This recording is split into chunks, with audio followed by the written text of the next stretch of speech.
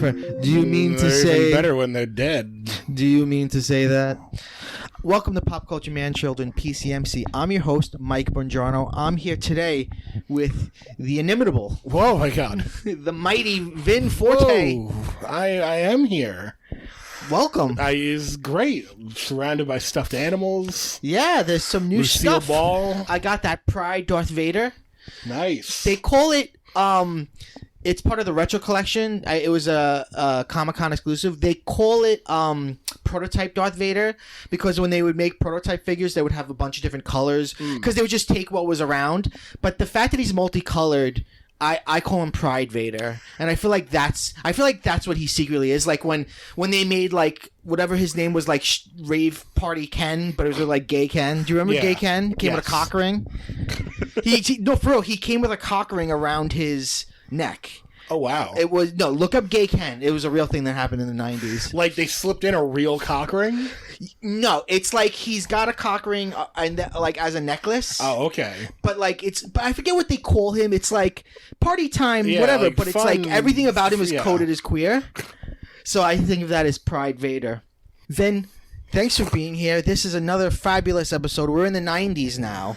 I know. It's a great time to be alive. Yeah, absolutely. There's very little inflation and tons of money. And Yeah. Crystal Pepsi is ruling the roost. Let me say for anyone who's tuning in for the first time, thank you. Welcome. Hopefully the colorful image is what made you click on this. Maybe you're going to listen for a little bit and say, I don't know if I'm going to subscribe yet. Let me see how I feel. Just do it. First of all, just do it. We come out every single Wednesday without fail. Doesn't matter what happens. Doesn't matter who dies. I walked out of my own mother's funeral to make... That's not true. My mother's alive. But I would. If I had an episode out, I'd say, sorry, Dad. I got a fucking fan base to put out an episode for. That's the most like fake millennial thing I've ever heard. Where it's like when people complain about millennials, like, hey, Bobby went home to do a podcast. I could see he was halfway through the funeral. He said he had to do it. I could see the shitty headline like millennials skip out on funeral services for podcasts. He had to go eat avocado toast. Oh, I think my favorite ever was millennials are killing golf. It's good. I love every time they say millennials. Yeah, every time they say millennials are killing something, the thing that it's killing, I'm like thrilled about. Something shitty that we don't need. Yeah, it's like millennials are killing golf. Like millennials are killing. What was it, like Applebee's? Like, no one's going to Applebee's anymore. It's like, the reason millennials. And first of all, when you're talking about millennials, you're talking about people who are like in their 30s now. They're not children. Yeah, it's not like teenagers are killing. Yeah. Millennials are killing a lot of things just because they don't have money. Yeah, and they value different things. Yeah. Like maybe I want to save up or stay in and hang out with friends rather than blow a bunch of money on cocaine all night. Maybe I want to record a podcast with my friends in my basement with my toys. Yeah. So this is Pop Culture Man Children. What you get on this show is every week you get an episode on Wednesday. We have full episodes which have 3 segments. Segment 1 is news and trailer reviews. Segment 2 is the chill sesh. That's when we talk about just what we're watching and reading or looking at or whatever. And then segment 3 is our current obsessions, which is sort of a recommendations segment. And then every other Wednesday is a theme episode. Sometimes they're long, sometimes they're mini. They're usually about one theme. Sometimes they're interesting lists of things. You know, we did top 5 superhero movies. Me and another co-host, Janine Gagliardi, did our favorite like movie crushes from when we were kids. Okay, so it's lots of fun stuff. So Vin, are you ready for the news? I'm ready. I am so ready for the news. Let's talk about it. Let's go. What's going on in Iraq?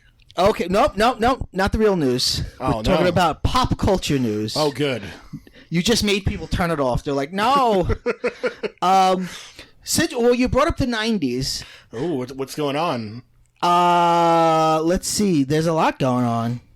Actually, now that I look at my news, almost all of my news stories are about the 90s. Oh, man. Okay, well, let's talk about American Crime Story Season 3. So I heard about that. American Crime Story Season 1 was The People vs. O.J. Simpson, and that was a breakout hit. I loved that. I think that was maybe the best thing Ryan Murphy ever... Of? No, I would say that's still Naked Gun 2.5. Oh, that's true. But the best best thing that Ryan Murphy's ever been a part of, without a doubt. And then the second season...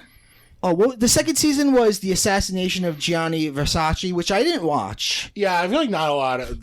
That was definitely a sophomore slump. Yeah, it didn't set the world on fire like OJ. Well, the third one is called Impeachment, and it's about Bill Clinton and Monica Lewinsky and Hillary Clinton. And isn't Monica Lewinsky, like, producing it? Yes. And so this is... where am I getting this from? From Vox. Treasure. The season will launch just 6 weeks before the 2020 presidential election. Interesting. FX Emmy-dominating American Crime Story franchise has finally announced its third installment, and it's a doozy. Oh, Vox. Bill Clinton's impeachment proceedings in 1998 and 1999, and the new season will premiere on Sunday, September 27th, 2020. That's just 6 weeks before the presidential election. And... from my favorite movie so far of this year, Booksmart, Beanie Feldstein is going to play Monica Lewinsky. I love her. She's great in Booksmart. She's great on What We Do in the Shadows. I like her more than her brother. Who's her brother? Jonah Hill. Oh, really? Yeah. Oh. I know Ryan Murphy's a very liberal guy. He did that whole season of American Horror Story that was like about Trump, which I haven't watched American Horror Story since I think Freak Show. I'm way off the bandwagon there, but I think this could be really good and really entertaining. I think it's a smarter move. It's more like the OJ thing. It's more like, hey, remember this big thing? We're gonna get in depth and show you a side of it you didn't know at the time. It's gonna be interesting to see like what comes out of it. What is it going to do for the election? News. Yeah, what is it going to do for conservatives? I mean, I don't think it's going to do anything because, like, it's so the cards are already so out. Hillary's on the table. Not running, which is so it can't hurt her. Yeah, but I feel like Trump supporters could be like, yeah, let's remember who the real fucking sexual assailant is. It's Bill Clinton. Yeah. So politically, it is weird. It is weird. Especially coming from Ryan Murphy. But I think just as a story, it's really interesting. Yeah, it's interesting that it's basically going to be her telling the story because she's producing it.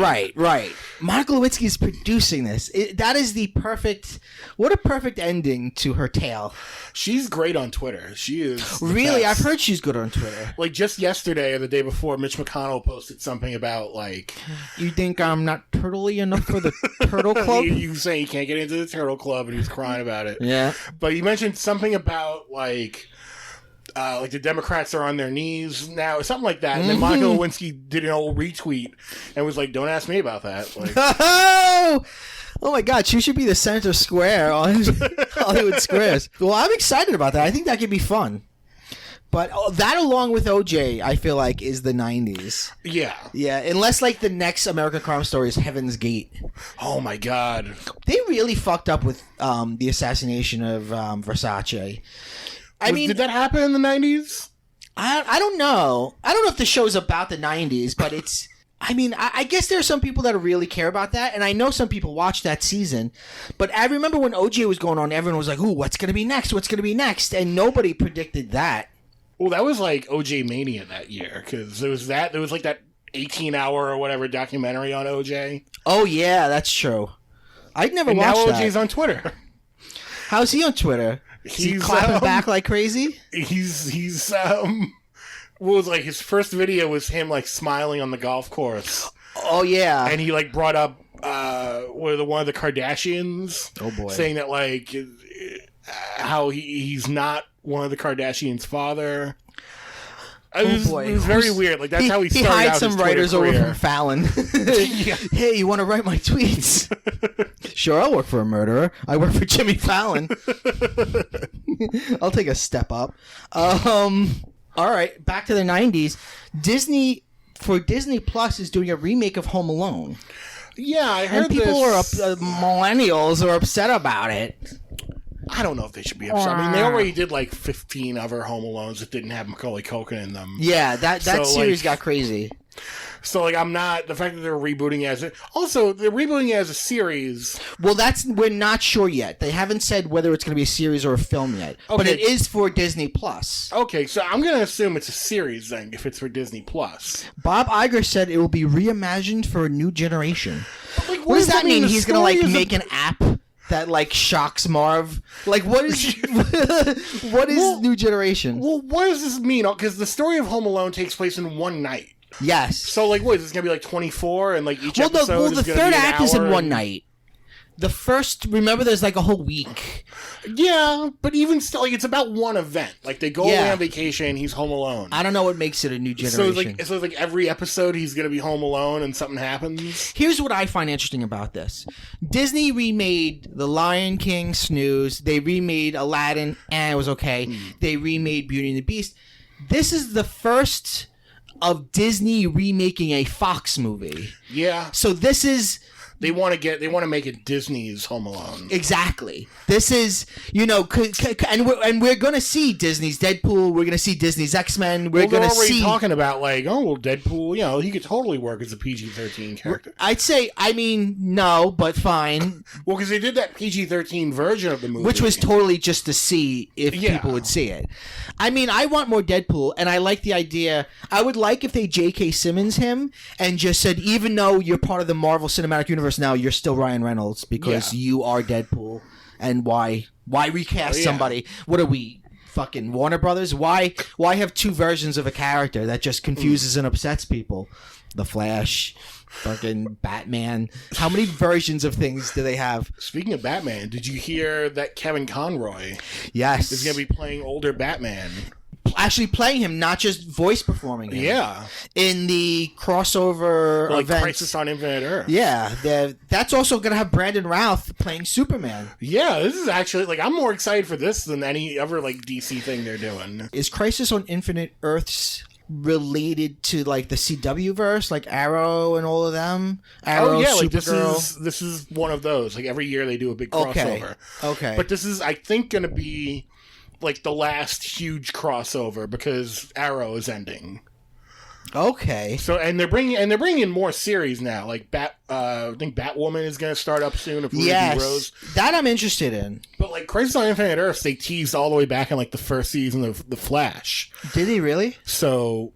Yeah, they're like he sees a newspaper from the future, and it's like Flash disappears in Crisis or whatever. Okay. So they've been like teasing Crisis on Infinite Earths for a long time, so it's gonna be interesting, like what, because I haven't watched any of those shows in a while, but like I'll tune back in to see what's going on there. Yeah, that's some fun and games. And I would be excited if they did a Batman Beyond live action series and had Kevin Conroy play old Batman in that. That would be interesting.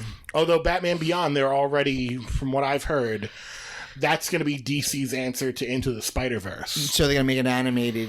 Which if you're going to take a DC property and do that to it, like, that's the one to do it. Like, yeah, I think so. That would be amazing. I mean, if you look at the success of Into the Spider-Verse and see, like, an older Spider-Man mentoring a younger Spider-Man and go, how do we do that? Batman Beyond is the way to do that. And the art style, like, kind of takes a little bit from the Batman Beyond cartoons. So. Right. Do you think this animated movie will have its own style, or will kind of basically be in the style of what the animated cartoon was?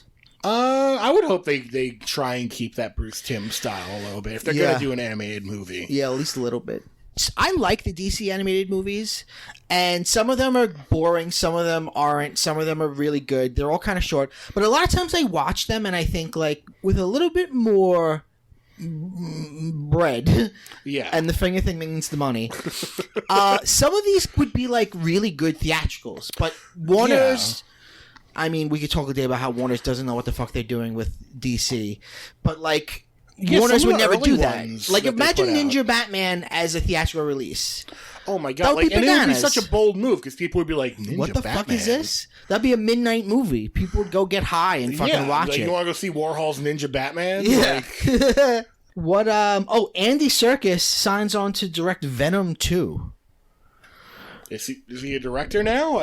I guess so. I think he also directed Mowgli, which was a Netflix. Oh, that's right. That was the year there were like 5 different Jungle Book movies. Right. His was Mowgli. which some people like better than Jon Favreau's. I've seen neither of them. I don't really even like the original. Yeah, I've never really been a big Jungle Book. Andy Serkis, the man who made motion capture famous. I'm reading Wired.com. Is now set to direct the sequel to Venom. Tom Hardy will return to play the titular character, Eddie Brock. Kelly Marcel, who worked on the first film, is penning the script for Venom 2. It's unclear at this point if Woody Harrelson will return to reprise his role as Cletus Cassidy, who is Carnage. But the Hollywood Reporter points out Harrelson and Serkis did work together in Planet of the Apes. Okay, Hollywood Reporter. I also heard, it's not in this article, but I heard that Tom Hardy is a little bit also involved in the writing. Yeah, because I think he is one of those cases where he's very high on the character. Yeah, like Ryan Reynolds in Deadpool. Yeah, and honestly, Venom was not a bad movie. I liked it a lot. Everyone I know who saw it said it was like a fun... The thing is, I think it was poor timing. Sure. Yeah. With all the Spider-Man stuff going on. Right. And just like not being connected to that. Right. And I think they sold it wrong. They totally sold it as like a serious, like, this guy's got a psychological problem and he turns into this monster. Right. When it was kind of like a buddy comedy. It really was. It was a buddy. The banter between Tom Hardy and Tom Hardy as the Venom voice, Eddie, was really fun and funny. Yeah, and like the CGI in the trailer looked awful, but like when you're watching it in the movie, like it looked fine. That's the thing. CGI that you get in the trailer is not the final draft. No. It's like what we can mock up. So like that's the thing with people who look at, Sonic and all the, you know what I mean? Like people have these shit fits about CGI. Even like Cats. Cats is probably going to look better than what's in that trailer. It's got to. I mean, the designs won't change probably, but like those cats are too small. They're too small. No, there's a lot of problems with those cats. I love that. I want to see Cats when it comes out. Yeah, it looks ridiculous. Oh, I'm going opening night first showing. Just as a cat. I love it. My favorite thing about Cats so far is the several people who have been savvy enough to mash it up with the audio of what is it, Michael Rappaport, where I haven't seen that one. Where the clip of him when he sees the weird cat, he's like, "Hey Ma, it's a weird fucking cat outside. This fucking cat looks like Grandma." Michael Rappaport. Okay, this is a weird one. Toys R Us is coming back in a small number of stores as a retail experience. I don't like any of this. So what this means is, and they want Toys R Us is going to be like the Apple Store. Yeah, you're going to go in. There's going to be like tables that you could like play on. There'll be like salespeople going around. They're not going to have a ton of stock. It's not going to be what it was, and there's not going to be that many stores. It's going to be a retail experience. It's kind of going back to. And in a douchier way, but it's going back to the original version of Toys R Us. Where for most of like the big items, you had to take a card. Yes, and go I to remember the big that. cage. Even the games were like that. Yeah, even the video games, you had to take the card and like go to the cage. Right. But a big thing now also though is like you get to play it. They take it out with you. You get to you get to experience it. They probably have little classes like the way the Apple Store has like Apple Camp. So, I mean, I'm just excited to have it back. We live in New York. The closest one to us is going to be New Jersey. I'm definitely going to go. I'm not sure when it's going to open. It might open soon. It might open before Christmas. In Canada, though, they've still got Toys R Us like we had. Oh yeah, they're still there. That's like when you hear like, oh, there's a Roy Rogers in Singapore. It's like, what? There's a Roy Rogers on the LIE. Oh yeah, it's like a rest stop thing now. Yeah. Is it stupid? Yeah. Is it going to work? Probably not. I mean, I don't know. I mean, they've clearly come out and said, hey, we want to do what Apple does, but Apple makes complicated, expensive technology that it would make sense to have someone there to like they sell Apple products like the way they sell cars, right? Yeah, and like, that makes sense. Here's what you can do with it. What do I need that for toys? What am I going to be like? Here's some laser-use Lego. And the Lego store already does that. Has Legos out for you to fuck around with. So I don't know what this is, but this isn't the original people either, or the original company. No. It's like the name I think has been bounced around, and like no one wants to let the name die, but no one for a little while. The creator Bratz was like, I'm gonna save you, and then he was like, no, that's too much.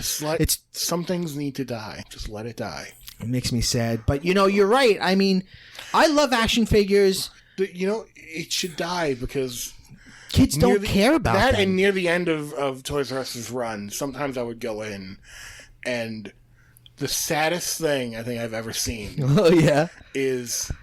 And maybe this was a big deal back when Toys R Us was hot shit. Yeah. But certainly near the end of its run, it looked really sad. Is you could do for your kid like a Toys R Us birthday party. Yeah. And it would be like some asshole dressed as Jeffrey. Yeah. Like leading a parade of kids around the store. Yeah.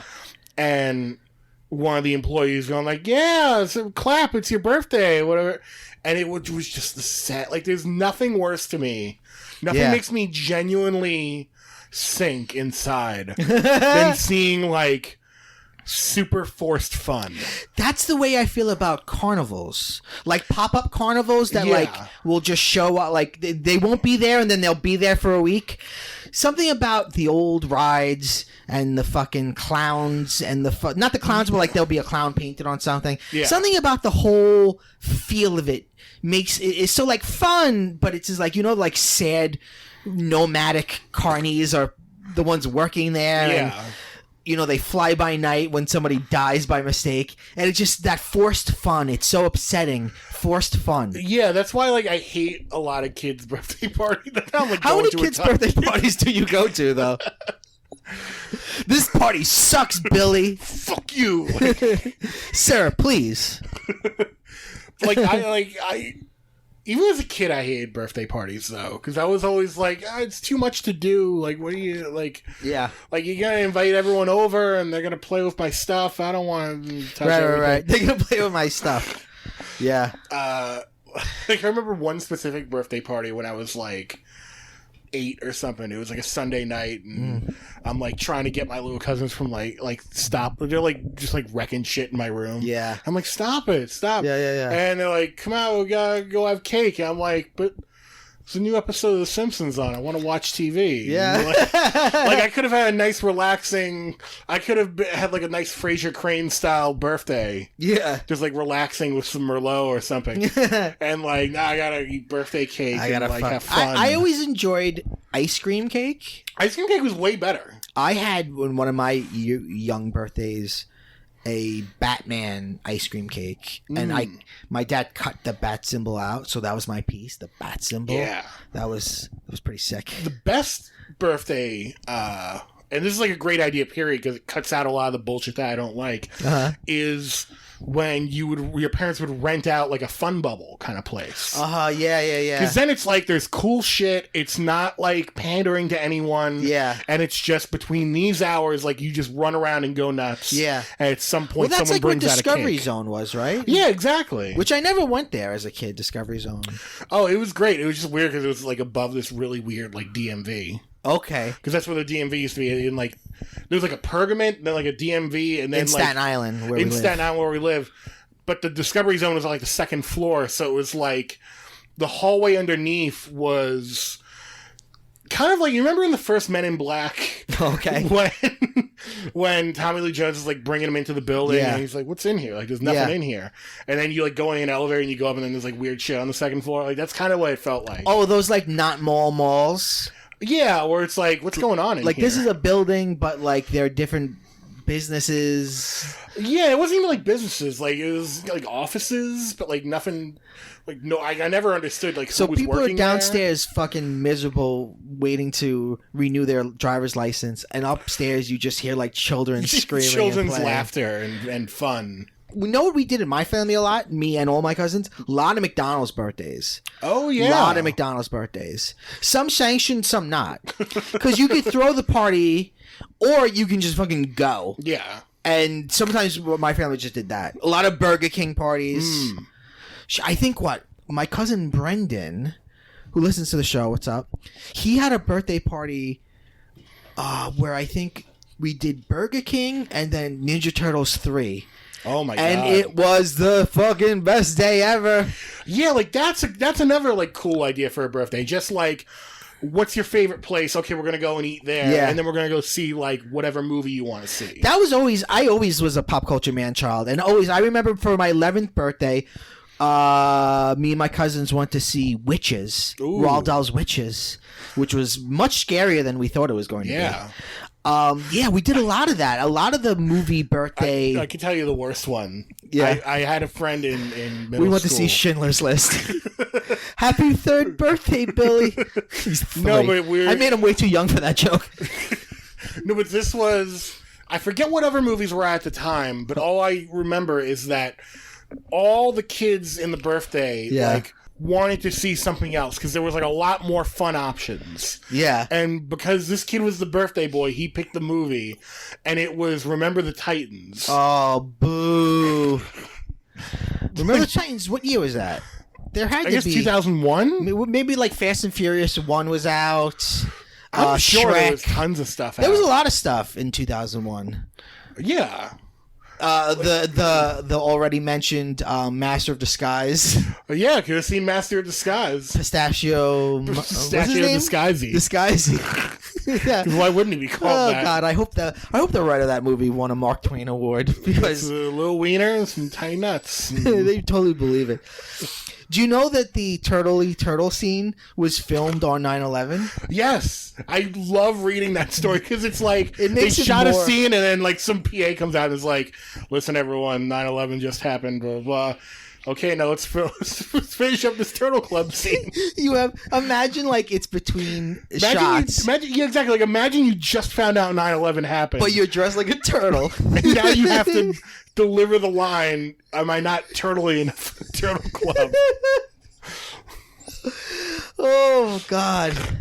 That's like that's like the only trivia from that movie too. Yeah. Yeah. Wasn't it like supposed to be a real movie and then like they were like, let's Nickelodeon this up? Oh yeah. I think so. I think it's like Nickelodeon produced it. Yeah. But I don't know if they produced it at first. I think like it was like it started out as like a Saturday Night Live kind of. Yeah, and then they were like, let's just make this a children's movie because it's fucking horrible. Yeah. The weirdest one was It's Pat, the movie. Oh, yeah. Which I don't even know if it had a theatrical release or not. No, It's Pat had a theatrical release. It did? Stuart Saves His Family had a very small theatrical release. I saw it in the theater. It's a good movie. It is a good movie. Very underrated. Not what you're expecting from that sketch, but it was a good movie. But It's Pat, I believe... rewritten by Quentin Tarantino. He had a pass at that movie. Yeah, I heard that. Because I think he was dating Julia Sweeney at the time. Okay. Something like that. That movie is... Oh, God, it'd be so problematic now. Oh, you bet. It would absolutely be problematic. Oh, because the whole conceit of the movie is this person a man or a woman? I don't know your gender, and it's driving me crazy. Yeah. Because the villain, like, loses their mind in the movie. Oh, Charles Rocket plays the villain. Oh, boy. And honestly... Was that his last thing before he died of suicide? But he's the best thing in it, though. He actually puts in, like... He's an over-actor. Like, he puts in a way too good performance. He was good in Dumb and Dumber as well. Yeah. Charles Rocket. The Rocket Report. Yeah. He's the only one who changed the name of the Weekend Update. And didn't he curse, too? He cursed at the end of an episode. Oh, did he? He was the first person. That's why he got fired. Oh, boy. Because he got, like... I don't know if he was drunk, but, like, at the end of the episode where they were all saying goodbye, he was like, fucking... Oh, jeez. God. Whenever I hear that story, whenever I hear a story like that, it makes me think of Jenny Slate. I feel so bad for Jenny Slate in that situation. Right. Because they could not have given her a worse sketch to not curse. The whole point of Jenny Slate's first sketch was two women who keep saying a bunch of F words, like, very quickly. Yeah. And the whole point is, like, they're not saying the F word. Right. So eventually, someone's going to say the F word. Right. They're like, friggin', you know what I mean? And then it just came out. Yeah. And wasn't that her first episode? That was her first sketch in her first episode. But then she didn't. She stayed the whole season. So what did she know that night? Like, you're going to be fired? I don't know. Maybe they gave her a chance and like... She's been much better. She's one of these people that's much better outside of SNL. Oh, yeah. By the way, I was re-looking over that list of they put out a couple years ago of the ranks of all the best SNL cast members. Mm-hmm. You remember who the last one is, right? Oh, who is it? The worst is Robert Downey Jr. Really? Which, I don't know, do you agree with that? I feel like that's sort of a bullshit move. Yeah, it's like a stunt, like, oh, well, he did much better afterwards, but when he was on it, he just wasn't a good fit. It's like, no, he was always a good actor. Like, yeah, that was the whole thing. A weird year. It was a weird time. Yeah, like that same season had Anthony Michael Hall, Randy Quaid. Yeah. Was that also the year that had the first openly gay cast member? Terry Sweeney? I believe so. And that was also the year that Chevy Chase pitched... let's have a sketch where you're dying of AIDS, and you'll come out on a scale every week, and we'll weigh you and see how much weight you're losing. Yeah. Ew. That's a real thing Chevy Chase said. Yeah. I'm not lying about that. There was an interesting BuzzFeed thing a few years ago that was like, here's a timeline of Chevy Chase's yeah. It's like, here's him punching Bill Murray. Here's him talking about AIDS. Here's him fucking up Community. Oh, God. All right, let's go to the trailer corner. We watched some interesting trailers. Yeah. So, the first trailer I want to talk about is Queen and Slim. Yeah, I had not heard of this movie, and apparently it's kind of like a modern-day Bonnie and Clyde they're trying to build it as.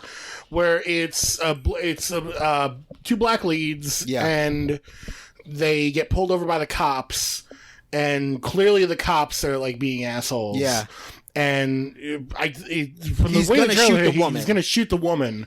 So the guy shoots the cop in self-defense, and then they're on the run. But video of it gets out, and now they become like modern folk heroes. Right. Which I can't wait for the outrage. Like, when I saw the trailer, I was like, one, this genuinely looks like a very good movie. Yes. But two, I can't wait for conservatives to be like, this movie glorifies cop killing. Because there are scenes in the trailer where, like, other people of color are like, man, we needed what you did. You really inspired us. Yeah. And, like, as much as I think conservative people are going to be really mad at Queen and Slim, I don't think it's definitely trying to be political, but I don't think it's not. I don't think it's like supporting murder. It's more like even in the trailer, he's like, I defended her. This cop was going to kill her. Yeah. So I saved her by killing this cop. Yeah. And I have a feeling that, like Bonnie and Clyde, they are going to run and have interesting times when they run, but eventually it's gonna end with them dying. That's just looking. The trailer looks beautiful. The cinematography is beautiful. It's these beautiful blue and brown hues. It's got this interesting texture to it. So just looking at the trailer and the vibe from it, I get a sense that eventually the cops are gonna catch up with them. Yeah. Which is interesting because that would mean those characters like martyrs. Mm-hmm. It just looks really fascinating. Yeah, I want to see it. And the male is Daniel Kaluuya from Get Out and Black Panther. Perfect. And the female, they said introducing, so I think she's someone new. So I can't wait to see it. What did you think of? I specifically wanted to talk to you about this because you really like animation. What did you think of the trailer for Rocko's Modern Life Static Cling? I can't wait. I know they put out a different trailer like a year and a half ago because this was originally going to come out. I guess they were angling it for it to be on Nickelodeon again, but now it's on Netflix. Yeah. Along with an upcoming Invader Zim movie. Okay. They looked really good. I talked to someone just today who watched it because it just came out today. Oh, the movie's out? Yeah. Oh, interesting. And they said it was everything. They said it was everything they wanted and more. Like, it was perfect. They could not have done a better job, and I believe it based on the trailer. And apparently, the big plot line involves like a trans character. I was just going to ask you: did the person you were talking to tell you anything about the story? Because from watching the trailer, it looked like they were going not more mature, not like what they did with fucking Ren and Stimpy. No, but it's like having more mature jokes in it. They didn't reveal any of that yet, but Okay. I do get the sense that they're like unshackled a little bit, because definitely Rocko's Modern Life, when it was on Nickelodeon, would make a lot of like blue jokes that would go over people's heads. Right. It was sort of that era.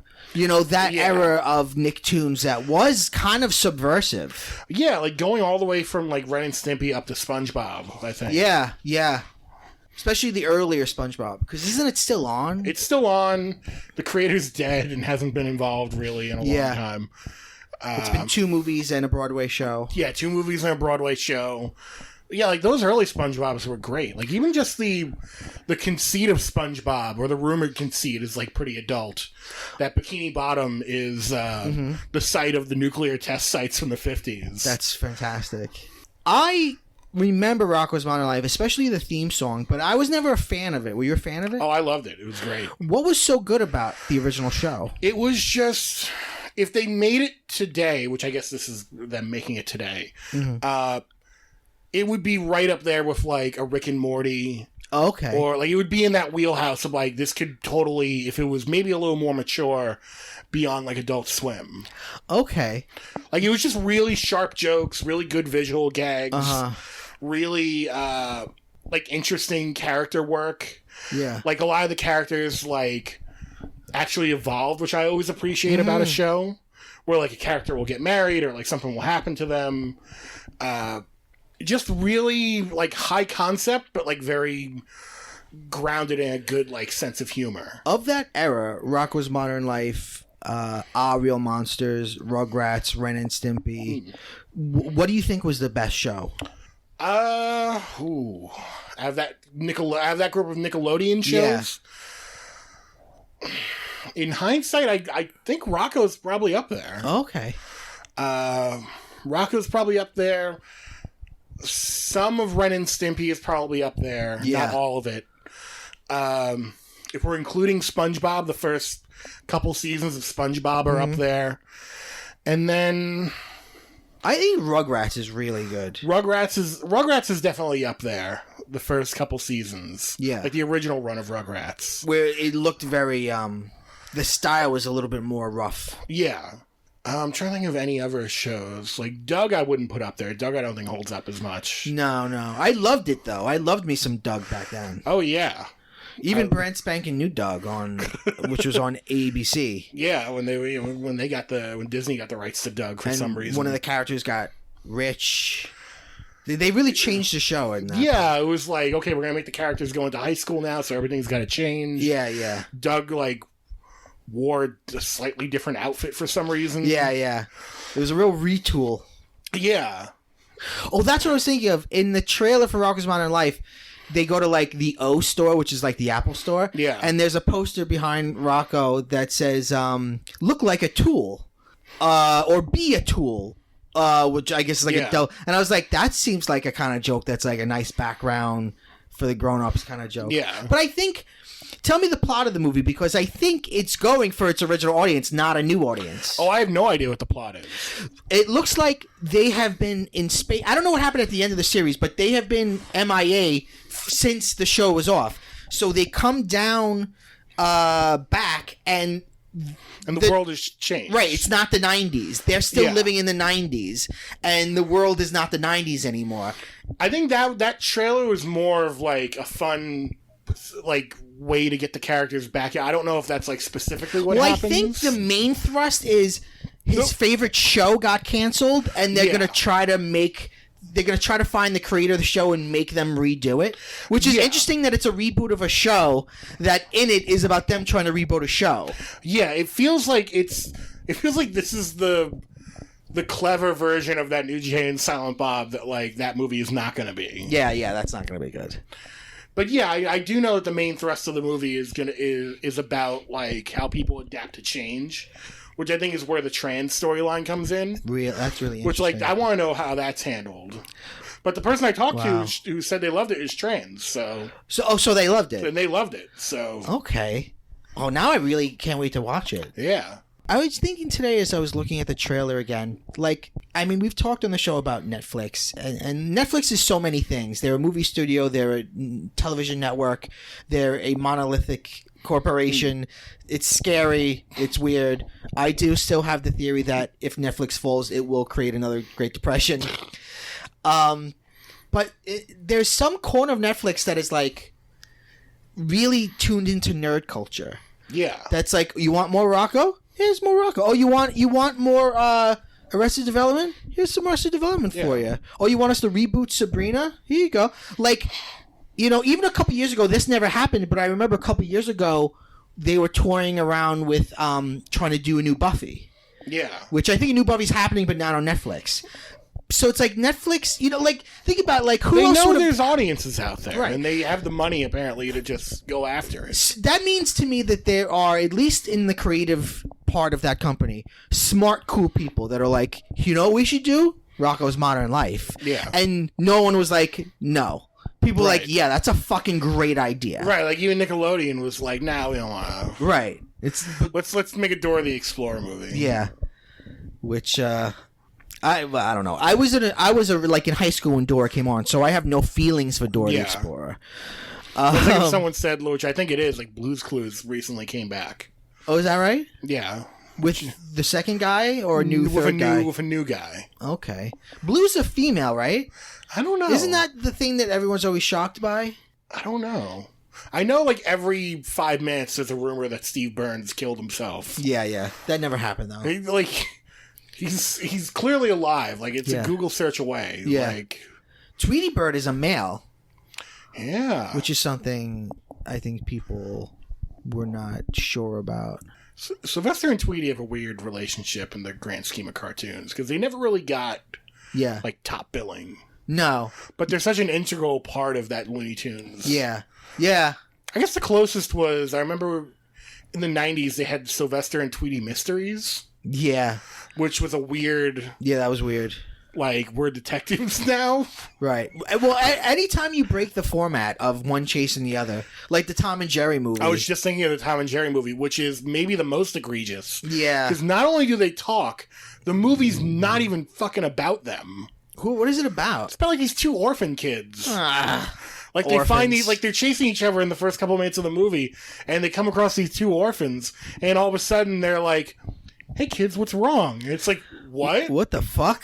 You could fucking talk? You're talking right now? It's like when Pikachu talked and all that. Oh, God, no! Like... So the last trailer I wanted to talk about, which there were two trailers to this. One was an announcement trailer, and one was a newer trailer from E3, which was the Blair Witch game. Yeah, gameplay trailer. It's a Blair Witch game. It's only going to be PC and Xbox, which makes me sad because I have a PS4. Well, you have a laptop, though, right? Yeah. You can get it on Steam, I'm sure. Yeah, I've never used my laptop. I've never played PC games ever. Really? You've never, like, unless you plugged count, it into like, your TV and just get a controller? No. I mean, maybe I played a little bit of some shit, like, in the 90s, but not really. Maybe a little Duke Nukem or Doom or whatever in the 90s, but that was it. But yeah, this trailer, it didn't really grab me. Like, I think Blair Witch had its moment, and then they redid it like a year or two ago.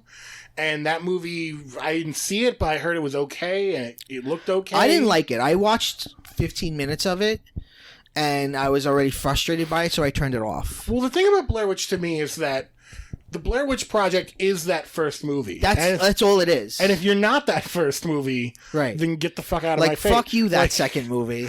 Yeah, and that that third movie one. where it was like the Book of movie Shadows. based on the movie. Like, yeah, it was not found footage. It was not the conceit of the first movie. Yeah, and then when they remade it, it was like, well, now you're just making an average scary movie. Right. And this looks like an average scary horror game. Right. So, well, I was going to say, that all being said, the trailer to the game did grab me. I really like horror games. I just recently beat the BioShock trilogy. Which, by the way, I don't know if it's still, but the sale was $14 for all three of them bundled. Yeah. On the PlayStation Store. I really love Bendy and the Ink Machine. I love the Silent Hill games. I played all of them up until Silent Hill The Room. Yeah. The early ones are really good. So I love a horror game, and I even liked, I guess this is a PC game now that I think about it, I like the Slender Man game.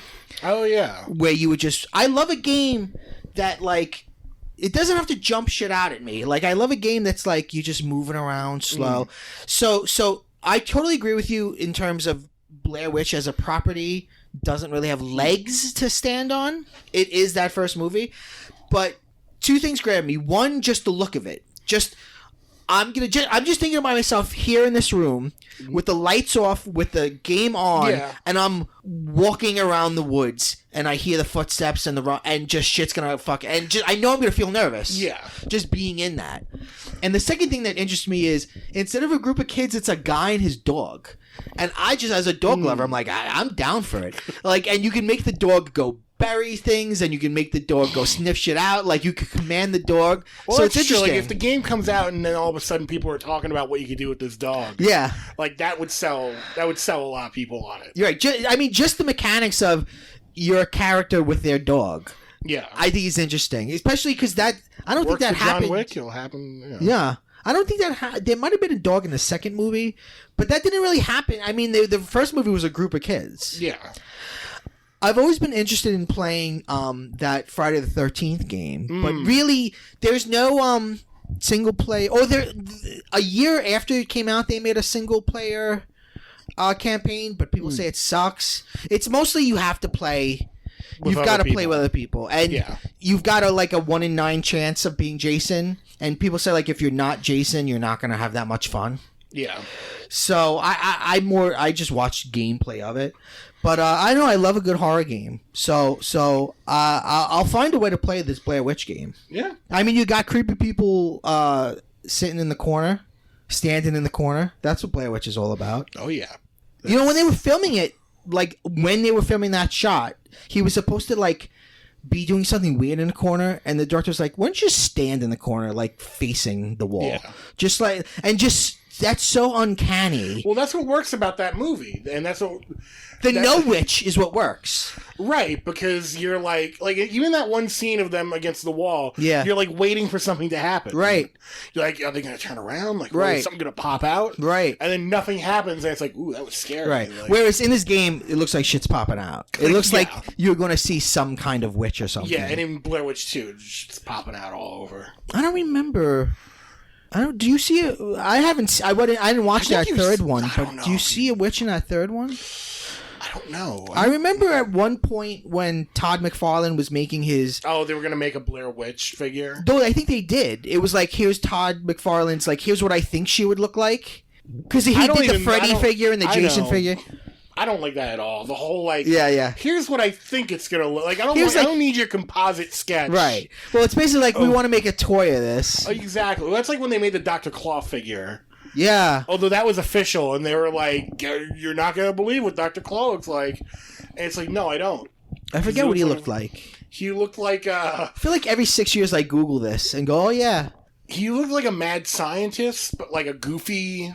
Like in the Mad Scientist and like the intro to Robot Chicken. Yes, that's exactly what this fucking thing. All right, looked that's like. It. Okay, I get it. And he certainly did not look like a guy who talked like this. Yeah, yeah. That's a pretty good claw impression. How could you catch it? I love next it. Time. Yeah. The Shockmaster. Have you ever seen? I was showing someone a clip the other day of because we were talking about like bad wrestling like introductions. Mm-hmm. Have you ever seen the clip of the Shockmaster? No. You would love this. It's from like the early 90s, and they're gonna introduce a new character who's gonna be on one of the tag teams, and Sting's like, my partner is gonna shock the world because he is the Shockmaster, and then shitty pyro goes off. A fat asshole falls through he trips and falls through a fake wall. What? And then he's wearing a helmet. The helmet immediately flies off. And then he puts the helmet back on. And it's just a guy dressed in a fucking vest and a glittered up stormtrooper helmet. Okay. And it's clearly just a stormtrooper helmet covered in glitter. Huh. And I've seen that image. Yeah, that's the Shockmaster. And then he's like talking, and you could see like he's doing his arms like he's talking, but like his mic isn't working, or like whoever's voicing him off camera, like their mic isn't working. So it looks like he's like saying nothing, but everyone's like reacting to him anyway. And then he starts talking, and he's like, I'm gonna beat you up. I'm gonna come and get you. Oh, and it's like the Dr. Claw voice. Oh, and wow. it's like, this is the least intimidating thing. I gotta see that. It's pretty great. All right, I know what I'm doing tonight. All right, let's take a break. We're gonna come back and we're gonna talk about Once Upon a Time in Hollywood. Ooh. All right.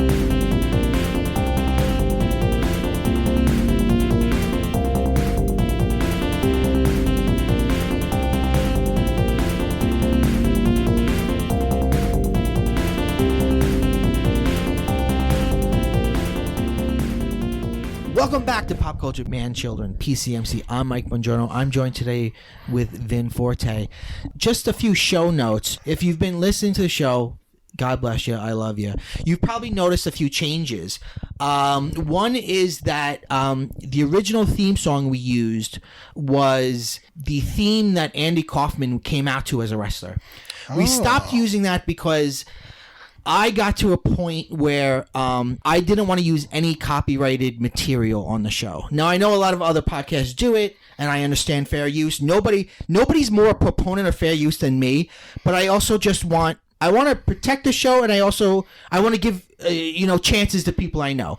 So for a while, for a couple episodes after that, we had Winter in My Pocket, which Vin made. You're using mine. Yeah, we were using that, and you were gracious enough to let us use that. That's something you wrote a couple years ago. Yeah. But now what you're hearing at the beginning of the episode is the PCMC theme, which is made for the show by Bill Gagliardi. And he is, he heard every episode, so he he wrote it specifically for the show. He's not happy with it. He wants to tweak it more. I kind of love it. Bill, but come on. I mean, that's an artist. They always want to make it better. I'm for it. But at least for now, that is typical Gagliardi. I know Mike Gagliardi. And of course, Janine Gagliardi, his wife, is one of the co-hosts on this show. So it's a real family affair over here. Yeah, get Mikey Gags in here. Does he make music? Yeah. I don't know if he'll be interested in talking about pop culture. All right. Well, I'm happy with our current theme. That is the Pop Culture Man Children theme. So this is the second segment. This is Chill Sesh. And what I think this is going to be is you and me griping about Once Upon a Time in Hollywood.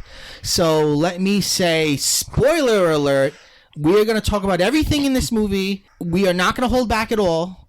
So if you are afraid to be spoiled for this movie, please skip this segment. Drag it all the way till you hear some Bill Gagliardi music, and then you'll be in the third segment. You've been warned. Yeah. I hated it. Vin? Let me tell you who's going to love this movie. Who? If you love feet. Oh, you are gonna love this. You are gonna. You are just gonna go bonkers and yonkers for these feet, motherfucker. Like, so many. It's like he thinks. Oh God, I've got so much to say about him. Quentin Tarantino thinks that feet is like his Hitchcock cameo. It's like, there it is. There's my feet. But this movie does it like 9 times. And at one point... It's genuinely distracting. Yeah, and like at one point it's like an underage girl's feet, or like at least the character's underage. Like, it's just too much. It doesn't... It breaks... Oh God. There's one scene where Margot Robbie, who's playing a real person... the Sharon Tate. Yeah. She's watching herself in a movie. Oh, she like puts her feet up on the seat. She puts and they're dirty, and it's like, would a movie star do that watching their own movie, or is that just you? And this, I guess, gets to my problem with Quentin Tarantino movies, or latter-day Quentin Tarantino movies in general, which is it's all about him. It's all about me. There's no life to it. There's no reality to it. Well, because I've had deep discussions with people who have loved this movie so far, and their takes on it all seem to be the same, which is nobody makes movies like this anymore, and good. They love the fact that because I think a lot of it's overindulgent, and they go, well, that's what I love about it, because he lets scenes breathe. But there's nothing there. It's his most pointless movie. What's the thing? It's like, okay, I love a good slow scene, right? But like, what's it in service of? Right, like if you've got a scene, think about Inglourious Bastards, right? Which is the last one I thought that was like really good. But even that I have problems with. Like, you've got slow scenes where people just talking, but, like, the subtext is this woman is a Jewish spy and this is a Nazi. And even though they're talking about dessert, she's nervous that he'll figure her out. Like, there's subtext. Yeah. When it's just nothing. It's when there's no subtext, it's just meandering. It's him falling in... It's him saying, look how much I love the late 60s. Which, like, if you just want to zone out and look at beautiful recreated images of the late 60s, he's your guy. He didn't skip on anything. Right, like, the texture is there. Like, it's all there. The scenes of people driving around, the cars. He really had people in the background. Like, he closed down roads and built sets, and like, he did it all, man. Like, he got it. He got the shot. But I also think it's a very conservative view of the 60s, because like in his mind Bruce Lee and... right Bruce Lee, he made Bruce Lee look like an asshole, and Bruce Lee's daughter was like, this is not who my father was. He was a nice, kind man. Like, but why did you need to do that to Bruce Lee? What I'm thinking about is the movie seems to see no difference between hippies and the Manson family. They're one and the same. If you're a fucking hippie, which a lot of the characters hate hippies, you are a piece of shit murderer. Well, let's just jump right to the ending, because the ending is like the weirdest. Okay. Even the people I spoke to who love the movie were like, yeah, the ending kind of caught me off guard, where it's this revisionist history where Sharon Tate gets out alive because Brad Pitt's character comes to the house and basically kills the Manson family. But here's my problem with that. Is that if you look, we all know about the Manson family, so maybe this point is moot. But in the context of the movie, you don't know that the members of the Manson family are evil, right? Like, you know Charles Manson is evil, right? But like the woman whose face he's beating into the wall, right? He just murdered this girl who could have just like been a wayward street urchin. Right, very violently they murder them, and I know in real life they're murderers, but they're playing in the movie is goofy. Do anything yet? Right, exactly. And I guess the other big thing that I want to talk about is the Brad killed his wife. Right, that whole backstory, which some people go, "Oh no, he didn't kill his wife." Even if he didn't kill his wife, now he's a legit murderer. But also, if he did kill his wife, this still doesn't make up for the fact that he killed his wife. Right, like halfway through the movie, basically it's about these two people that Quentin Tarantino thinks are the coolest fucking guys ever, and it's Brad Pitt, who's a stuntman, and Leonardo DiCaprio, who is a star. Well, he's a star of like Western TV shows, which I guess Quentin Tarantino fucking loves those because it's all about that shit. So halfway through the movie, Leonardo DiCaprio's on a new show, and Kurt Russell. Yeah. Kurt Russell plays the stunt coordinator, and he's like, "Hey, can you get my guy on the shoot?" And he's like, "No, man, we don't want him around here. Look, he killed his wife. My wife doesn't want to work with him." And he's like, "Oh, no, he never killed his wife." And then we see a flashback, and he's on a boat, and his bitch wife won't stop nagging him, and she's nagging him, and he's got a harpoon, and we see the shot where the harpoon, it's a harpoon gun, and it's like aimed at her, and then it cuts. So we don't know if he killed her by accident or not. But the point of the scene, and this is what's important here, because a lot of people are like, he didn't kill her. The point of the scene is that she's a bitch, and women are nothing but assholes. Yeah. In Quentin Tarantino movies, women are either sex objects, they're nasty bitches who we hate, or they're quote-unquote cool girl power because they kick people and have swords. Yeah. Like that fake bullshit 90s feminism. Yeah. Quentin Tarantino hates women. He hates women. And if he says he doesn't, then maybe he thinks he doesn't, but he clearly does.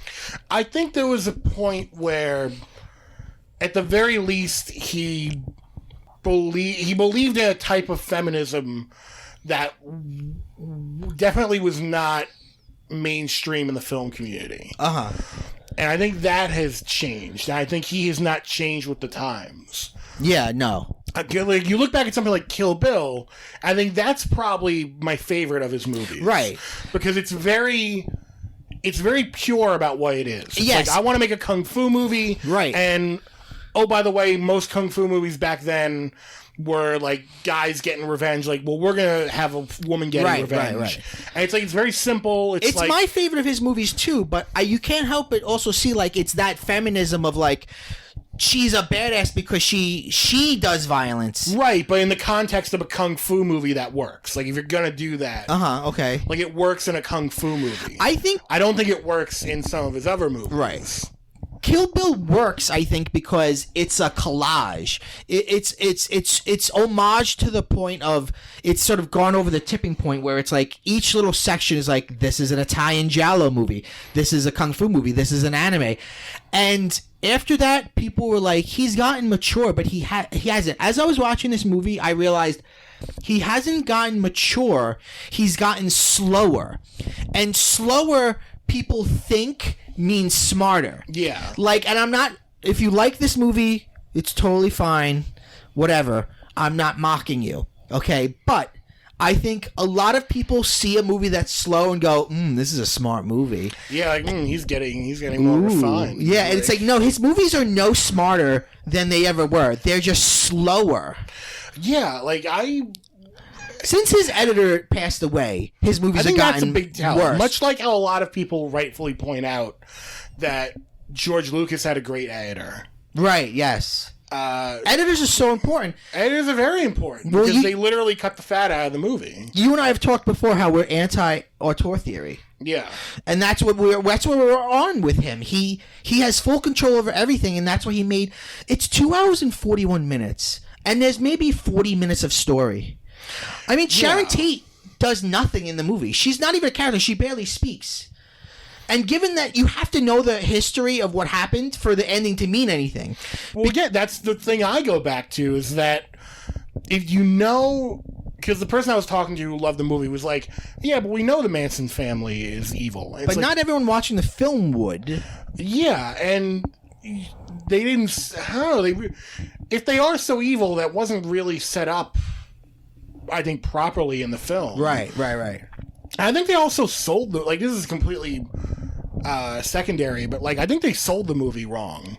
Because the whole lead up to this movie was like, oh, this is him doing the Manson family. And it's not really that. That's how it ends, but it's really about this fucking actor. Which is like, I don't know why the Manson family had to be in it to begin with. Yeah. It's really weird because it's like Quentin Tarantino making an ode to a certain type of mediocre white man that doesn't need to exist, but he's so sad that they're gone. Yeah, like the people I know who love this movie are like, well, he's just, this was a great time in Hollywood and he wanted to, it's a love letter to that. What's wrong with that? And I'm like, there's nothing wrong with it if you're genuinely into that time period. Yeah. But for him as a filmmaker to really lionize that time now at this point in history, when there was so much else going on that goes unaddressed in that movie, right? Like whether it's racial differences that were going. I mean, we're talking about the late '60s. Well, I just want to say, I get it. It definitely gets the texture of the '60s, but I would say what I think he's trying to capture is not necessarily that time, but the changing of that time, and people being left out of that change, like Leonardo's character. Right. Well, that's the thing. If what you just said was it's almost it. Like him wanting to document that change. Like if someone comes to me and says this new Tarantino movie is about him doing the late 60s and he wants to document the change from the late 60s into this new era that was on the horizon in the 70s, I'd go, that sounds really interesting. I can't wait to check that out. Yeah. But then you add in oh, by the way, that change is he's sad that all these famous white actors are like kind of not getting work anymore because nobody fucking wants a cowboy, right? And then all of a sudden it's like, well, I don't give a fuck about John Wayne, like, right? It's like, yes, it's about that change, but then when you go to see the movie, it's like, oh, he saw that change as a bad thing. He wishes we could go back to when killing your wife was the coolest fucking thing you could do. Honestly, if I kept waiting for that story thread to come back. And it doesn't really. I mean, it sort of comes back in the fact that he then kills the Manson women at the end. But again, it's more like it's just character. It's just to make him a fucking awesome dude. He's so cool. Yeah. He killed this bitch. It reminds me of Kathy Griffin's character in Pulp Fiction. Like, he's had the naggy woman in his movies as an archetype for a long time. The naggy bitch. Yeah. And what's cooler than fucking killing her with a harpoon gun and then fucking murdering the Manson family girls? You know what? I think the thing with this movie is that, like, compared to some of his other ones, is you look at the ones that he's done that really, like, pay homage to things that he clearly was a part of as a young child or, like, watched during the time they were happening. And it showed, like Pam Grier in Jackie Brown is great. Kill Bill, I think, is great. Pulp Fiction, you know, whatever you think of him, like, that's a classic for that era for many reasons. You look at something like this, though, and it's sort of, like, right before his time. So I think, like, because he doesn't really have that first-hand reference, he truly is going off of, like, his own idea. Yeah. Of, like, oh, this is what the 60s were like. And, like, he doesn't have that experience of, like, having a black perspective in there. Yeah, Not that he had a black or whatever, or perspective or a female perspective in those other movies. Well, he sort of, like, surrounded himself enough with those things. Well, he kind of, I mean, this goes back to Django. He sort of has, like, director blackface. Yeah. Like, he's like, oh, I grew up in a predominantly people of color neighborhood, so I get it. Yeah, like when he was doing interviews for Django and he goes on BET. Oh, God. And he's like, what's up? Oh, God, it's so cringy and embarrassing. Let me ask you a question about Once Upon a Time in Hollywood. What genre would you say this movie is? I don't know. And I'm not saying movies need to be a genre. Obviously, a lot of great filmmakers make unique films. Well, I think this is another thing that is like a strike against it for me, is that he's someone who's so entrenched in, like, genre that when he strays away from that and tries to sort of combine too many things, I think he loses the plot a little bit. Like, the movies of his that I don't like are the ones that stray from a very simple formula. Okay. Like Hateful Eight, I don't really care for. Oh, that was a bad movie. And that was him trying to Talk about violence against women. Right, but that was him trying to do, like, a Western movie, a mild horror movie, a thriller. He's been on the Western thing for a while now. Yeah, since Django, he's been on the Western thing. There's even some Western in Kill Bill. Yeah. I'm going to say I respect what you just said, but I'm going to completely disagree because I think he thinks this is a comedy. I think... Because this took me an hour into the movie, I was watching it, and I'm watching Leonardo, like, do stupid shit, and I'm like, it just dawns on me, oh, this is a comedy. These are jokes. Yeah. Like, he thinks he was making a comedy, I think. And that's the thing, I don't think he's funny. I don't think he's ever been funny. That's one thing he doesn't have. No. I can't think of any time I've ever really laughed in his movies ever. No, not offhand. There's been no big moments. But this movie, I think, is trying to be funny. Yeah, I would say so. I would say it's trying to be fun. I would say, like, even in the violence at the end of the movie, comedy. Even in the violence at the end of the movie, it's like trying to be so over the top that you're just laughing at it. Yeah. Yeah. And I hate when I've heard some people go, well, this is the Manson family. Like, you want me to feel bad that he killed the Manson family? But it's like, in the world of the movie, they're not the Manson family. You know what I mean? Or they are, but they haven't killed Sharon Tate yet. Yeah. So, like, they haven't committed the crime that we in the real world know them as murderers for. Yeah. You just have... you just have a guy who, like, on some hunch... Right. And, like, not even right, real, like, he kind of just like, shows up because he's kind of pissed off. Right, they invade his home.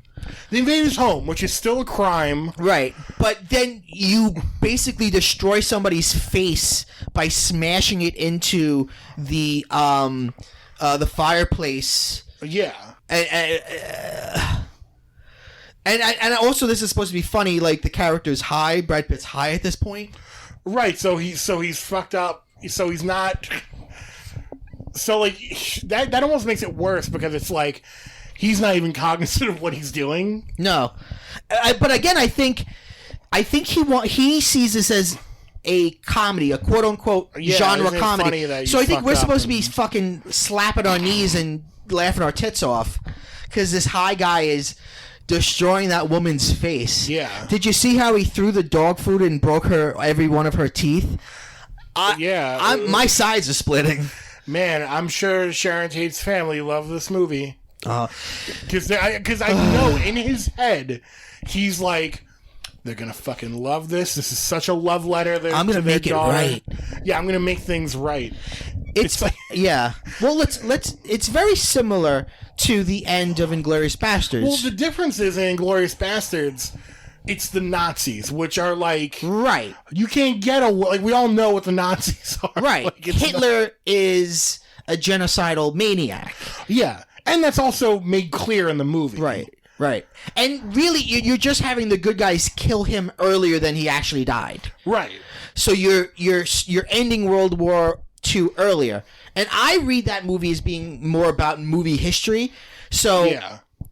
Since the French New Wave sort of grows out of France post-war because during the war they didn't have access to American cinema, them killing Hitler earlier, to me what I think he's trying to do historically is it's Tarantino trying to say, what if the French New Wave happened earlier? How different would our culture be? Yeah.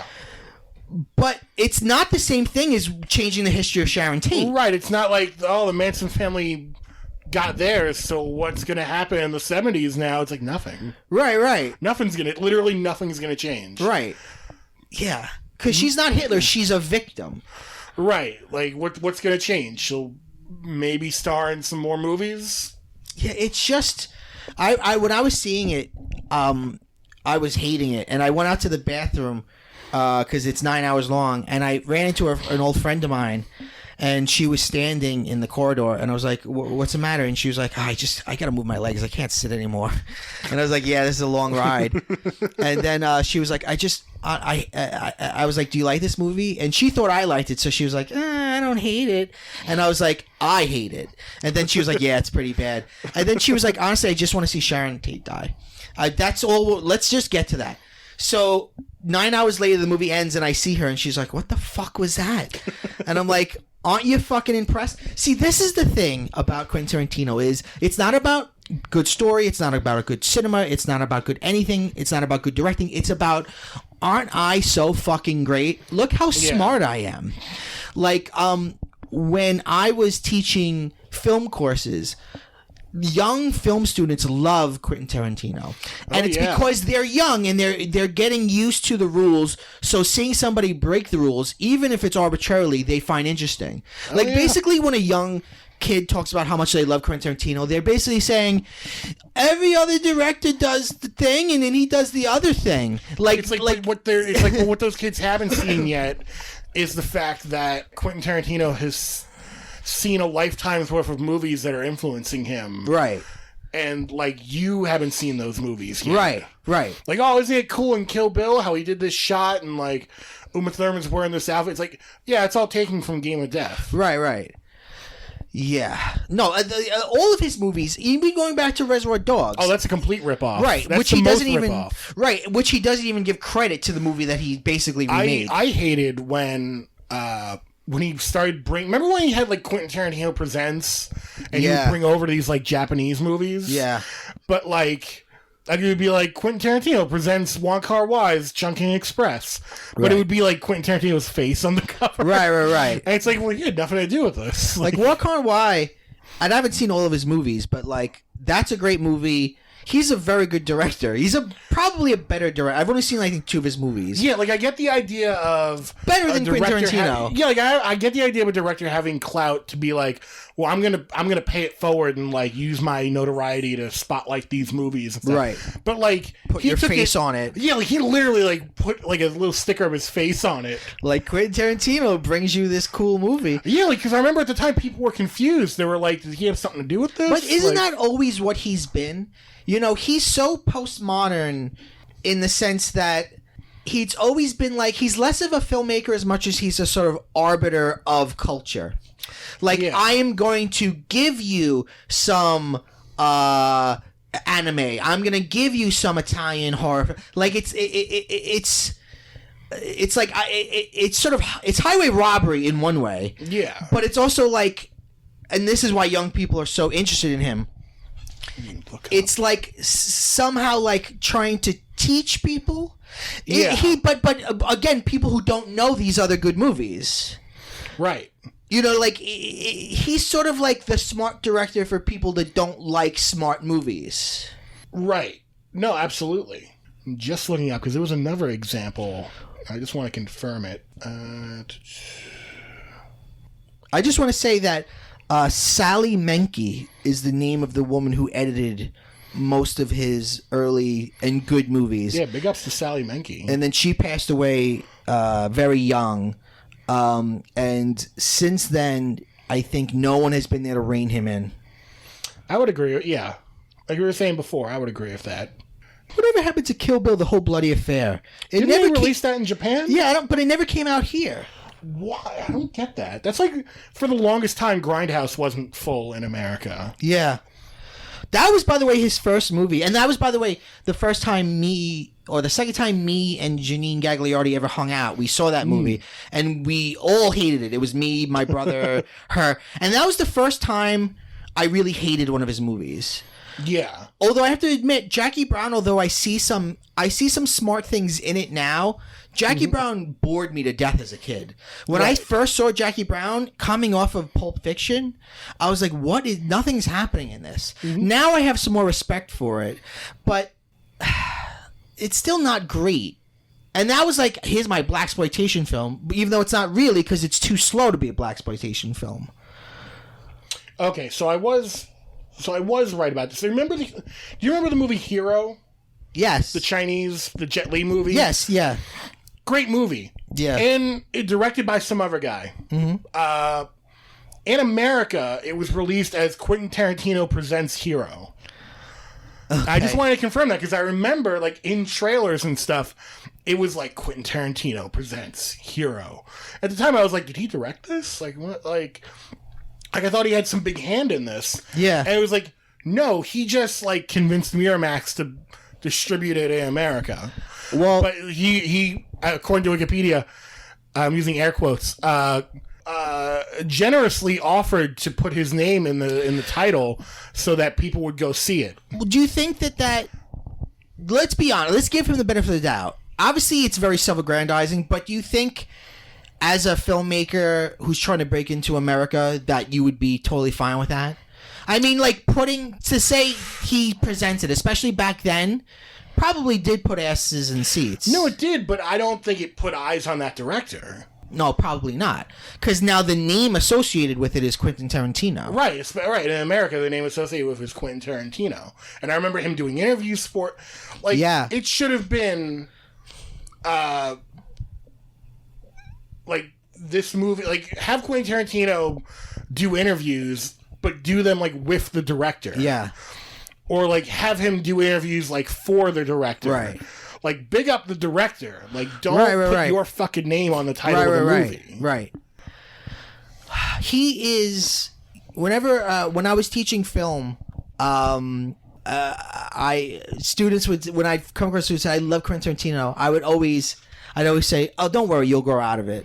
Yeah. Which would always piss them off. Because they'd be like, what do you mean? And I'd be like, he's great. When you're young, especially like a young guy, you're like, yeah. I mean, me and Janine, was it me and Janine?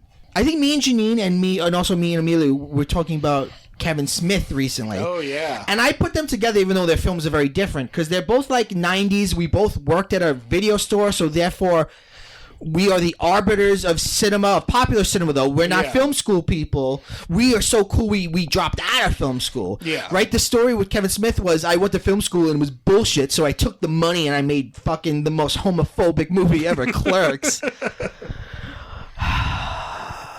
It'd be interesting to see Clerks again after not seeing it for oh my a while. God. I watched it a couple years ago, and every joke is homophobic. Like, every joke. Like, that's all it is. And I go, fuck, as a kid, I don't know. Like, I guess I thought this was awesome or whatever. I had no problem with it. You know, I was younger and dumber. Like, I would want to know how unsubtle it gets. Because I know it's going to be unsubtle. But I don't remember if they used the F word or not. Sucking dick. Well, that's more what I'm getting at. I don't remember if they used the F word or not. And in the 90s, people are throwing the F word around. I mean, Bill and Ted used the F word. Yeah. A lot. It gets pretty... every time a guy is ribbing another guy, it's, oh, you suck dick? You want to suck somebody's dick? Blah, blah, blah. Cum dick? And then there's also the thing, which I thought was such clever dialogue as a kid, where he finds out his girlfriend gave oral sex to a lot of guys, and he's like, "Oh my God, you sucked 30 dicks." Yeah, she just gets slut shamed for fucking. Yeah, like she's the bad guy. Right. Don't suck 37 dicks on your way out of the parking lot. Like, and really, that's also what Chasing Amy's about, right? A guy who is intimidated by his girlfriend's sexual history. Yeah, and that's a fucked up movie because at the end she gets back with him. Yeah. But she was like a lesbian for most of the movie. It's crazy that movie won a GLAAD award. Yeah, that was like, oh, this movie's so brave. It shows how far we've come that basically you could win a GLAAD award just for having queer characters. Oh, yeah. Whereas now you look at that movie and it's like, oh, this is such a misrepresentation of queer characters. Yeah, that and Kissing Jessica Stein are the two that always stick out to me. Oh, right. Where the woman basically is about to get married to a guy and then finds out that her best female friend is in love with her, and they basically have an affair, and then by the end of it she's like, look, I love you, but I want to get married to my husband. And then she just goes back to her husband. She just sort of dabbled in... She dabbled, and at the end of the movie it's like... I might still, maybe I'll bring a girl into this relationship one day. It's not proper representation of pan or bisexuality. It's a sort of, we're gonna get people in the door to jerk off to. Right, this. It's a sort of mainstream. She still is hetero, but she can kiss a girl. Yeah. Fuck. That was a lot of movies on IFC back in the day. Yeah. Okay, for you fucking kids out there who think IFC... I don't know what's on IFC now. Cops? What's on IFC? Yeah. Yeah. They just go the way of Tech TV and G4. Well, it's just like Portlandia. It's It doesn't mean Independent Film Channel anymore. Yeah, because back in the day... It just is a brand. It was a lot of people's first exposure to movies you would have never seen otherwise. Yes. And it didn't... It really pushed that limit of watershed hour, we can do whatever. Yeah. And you would see honestly, Alan Cumming had the weekend spot, right? He would host the late night movies. Yeah. Yeah. And it would be these weird, slow art house films. Yeah. With a lot of them have very little dialogue, and it's what the fuck is this? Right. Some of it's cool. Some of it's not. Yeah, some of it was cool, and some of it you're honestly, I was just watching it, waiting for the boobies. Yeah. Because I was, 12. Sure. I was watching it because I felt I have to watch it, and I was not, always enjoying it. No. I was I want to be a filmmaker when I grow up. Man. So I got to watch cool movies. And, a lot of the movies would kind of piss me off as a kid because they wouldn't have good endings, happy endings. Right. Because in a lot of independent films, you're gonna get the director that wants to do what they want to do. So you have these endings where it's I guess everyone just died. Yeah. Or we're a couple in love and remember Jesus' Son? Oh God, yeah. With Jack Black? Yeah. I have watched that movie a million times, but also never watched it once. I feel it's been in the background. I feel like I had it on mute in the background when it would play at 2 o'clock in the morning every night from 1991 to 2001. And I was looking at it, but I was never watching it, actually. There's a movie that would play on IFC all the time late at night that, like, I can never... It was, like, the height of, like, what I would think of like, a French art film. Uh-huh. And it goes back to what I was just saying about, like, I guess characters die in these movies. It was a couple in love. Mm. And... by the end, and they keep like daring each other to do stuff. Like, in the first part of the movie, the woman's best friend is like, I dare you to walk away from your husband, like on the aisle, like when you're getting married. Yeah. And like she does it and runs away with him, and she's like, I dare you to like go on the railroad tracks and like jump off right before a train goes. Like they keep daring each other, and like they fall in love, and by the end of the movie, they're like, let's be in love forever, and they're like, yeah, I dare you to, and they both make out in this like apartment complex area where like they're about to be covered with cement. Yeah. And they just get covered in cement while they're kissing and they just both die. Okay. That was me at the end of the movie. All right. Just like, yeah, all right. Okay, that happened. Yeah, I'm like, okay. Yeah. I'm like, that happened. This was a movie. To me, the pinnacle of 90s independent, and I fucking hate this movie, is Slacker by Richard Linklater. Slacker, if you don't know what Slacker is literally Clerks. Yeah, it's literally just it has no narrative, which is fine when it's done right. It's a bunch of people just having conversations about nothing. It just bounces from one group of people to another group of people all around, and it's supposed to just be like, this is just like, you're like a fly on the wall of real life. But of course, in that 90s way, it's completely overwritten, and there's no reality to the way people speak. It's just so meandering and boring. And that's the kind of movie where as a kid I would pretend to like, because I'd be like, oh, it's a good independent movie. Oh, yeah. That's like, they would show on IFC all the time. And this movie had a trope in it that I think a lot of independent films did, where David Cronenberg is a bit character in your movie. Yeah, okay. Yeah. The movie I think it was called like After Midnight or something. Okay. I'm blanking on the name, but it was like Sandra Oh's big first movie, where okay. like the world is about to end, and like people have known that like some catastrophic event is going to happen on this day, and it's like documenting the last 24 hours of like this group of people's lives. Right, and Cronenberg plays like a real estate adjuster or something. Yeah. Yes, I remember that movie. Yeah, I feel like there was a lot of movies, and then I feel like that was a genre of independent movie. Like, it's the end of the world, and this is the last day. Yeah. Right? There was a lot of that. Yeah, like, we're gonna get fucking existential, man. Yeah. I don't know if I've talked the last day. Like, that was every... I don't know if we've talked about this on the show ever, but one of the worst movies I've ever seen came out a few years ago. It's called Ghost Story. Oh. This is the movie with I thought you were gonna say Waiting for a Friend at the End of the World or whatever that was. Oh yes, I remember that. This came out in 2017, and it stars Casey Affleck and Rooney Mara, and it feels like a 90s independent movie because it's so. There's a character who like in the middle of the film is like talking about life, man, and like we're all fucking connected. Do you get it? And are you ready to vomit? In the credits, he doesn't have a name. He's credited as prognosticator. Oh man, bro! When I saw the movie, it was great because it was me, Nadia, Cater, and my brother Anthony.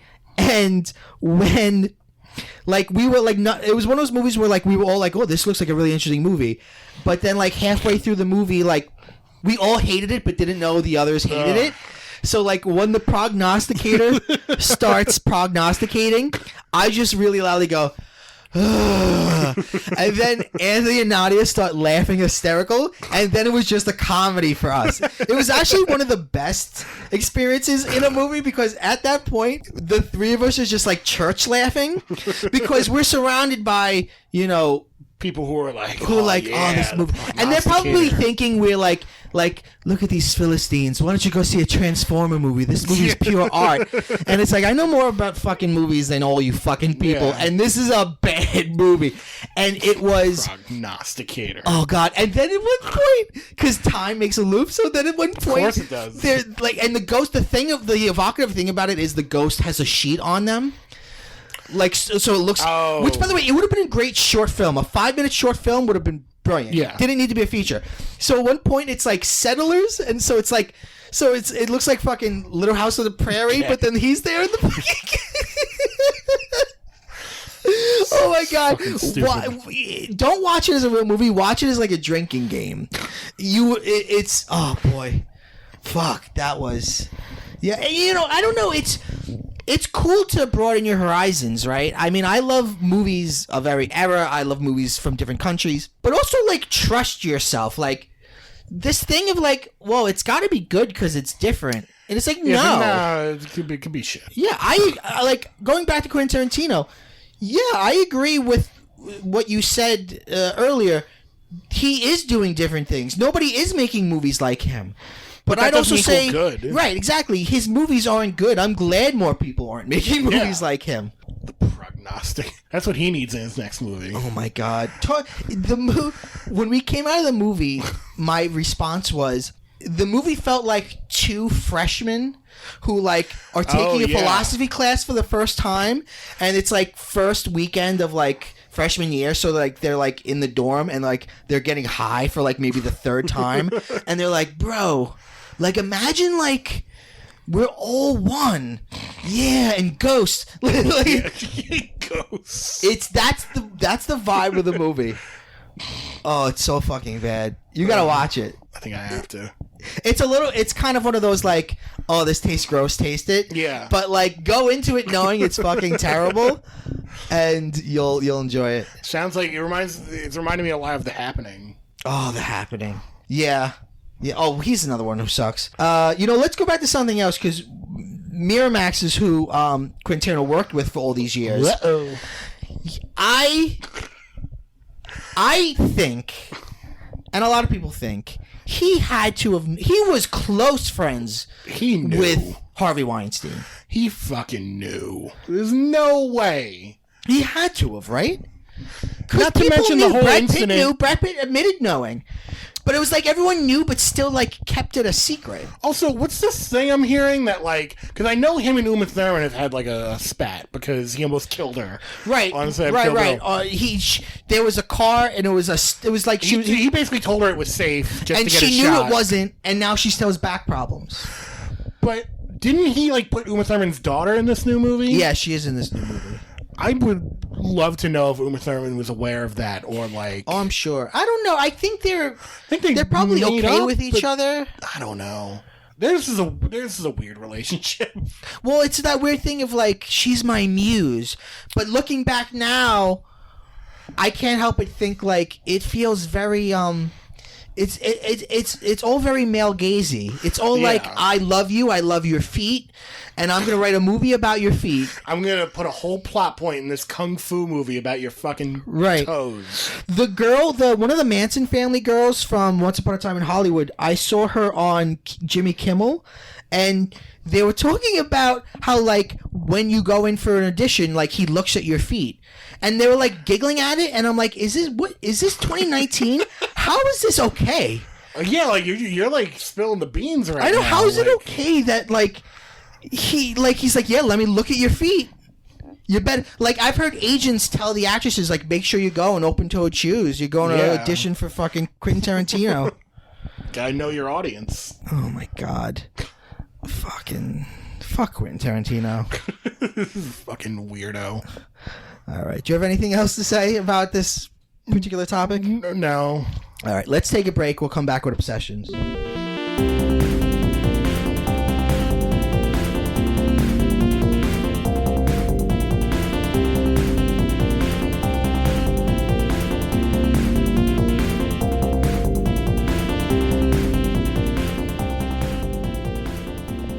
Welcome back to Pop Culture Man Children. Quentin Tarantino presents Pop Culture Man Children. Oh, God, if he ever gets his hands on this podcast. I know. You know what? If podcasts were a thing in the 90s, he probably would have been a podcaster. Oh, him and not Harry a Knowles filmmaker. would have just gone nuts. Right, because that's what fucking Kevin Smith did, right? Yeah. He eventually found his place in the world. Yeah. Talking about pop culture. See, I always knew. I wanted to make films when I was like, in college, but now, God, making movies is so boring. Have you ever been on a film set?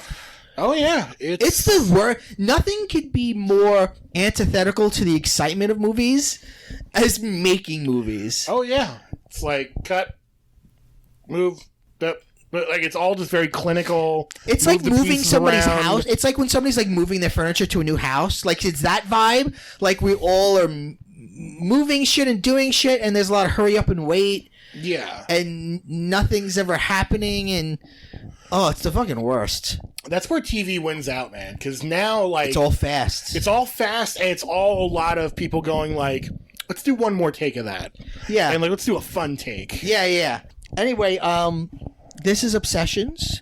So this is the segment where we talk about what we're currently obsessed about. What that means is, what would we recommend to the listener? What's the thing that we're reading, watching, playing, that is sort of sitting on our brain and we're into right now? Do you want me to go first? Would you like to go first? I'll get mine out of the way because I don't know if this audience would like what I'm obsessed with. I know that's a frightening way to introduce that. Scat porn. Scatman John. Sorry, go on. Today is the opening day of the Premier League. What? Football. Oh, is that like a new comic book? No, it's football, the real football. Oh, football, soccer. Yes. What we call soccer in America. What we bastardize as soccer in America. But everywhere else in the world, it's called literally football. Everywhere else in the world is called because you football. use your feet. Yeah, Who does dunk it?